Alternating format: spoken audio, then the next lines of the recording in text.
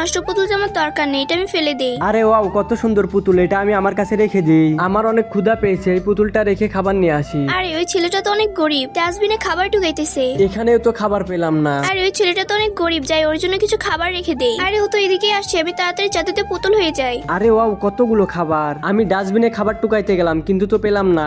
এখানে এতগুলো খাবার কে রেখে গেল? এখানে তো ওই পুতুলটা ছাড়া কেউ নেই। আমার অনেক ঘুম পাইতেছে, একটু ঘুমিয়ে নি। ছেলেটা এই রোদের মধ্যে কি কষ্ট করে ঘুমাচ্ছে, যাই ওর জন্য একটু ফ্যান আনিয়ে দিই যাতে ভালোভাবে ঘুমাতে পারে। আরে এ কি, কে তুমি? আরে মানুষ থেকে পুতুল হলো, এটা কিভাবে সম্ভব? আমি মনে হয় স্বপ্ন দেখতেছি, কিন্তু এখানে আবার এই ফ্যানটা কে রেখে গেল? আরে হাই, আমি হলাম জাদুর পুতুল। আজ থেকে আমি তোমার সাথে থাকবো এবং তোমাকে হেল্প করব। আরে এই তুই আমাকে ধাক্কা দিলি কেন? তোকে তো এখন শেষ করে দেবো। তার আগে আজকে দেখবো শয়তানকে হারিয়ে কে কে আল্লাহকে ভালোবাসে। তোমরা যারা আল্লাহকে মন থেকে ভালোবাসো তারা ভিডিওটা একটা লাইক আর একটা সাবস্ক্রাইব করে যাও। আর যদি লাইক সাবস্ক্রাইব না করো তাহলে ভাববো শয়তানকে ভালোবাসো। আরে শয়তান, তুই আমার জাদুর পুতুলকে মেরে ফেললি কেন?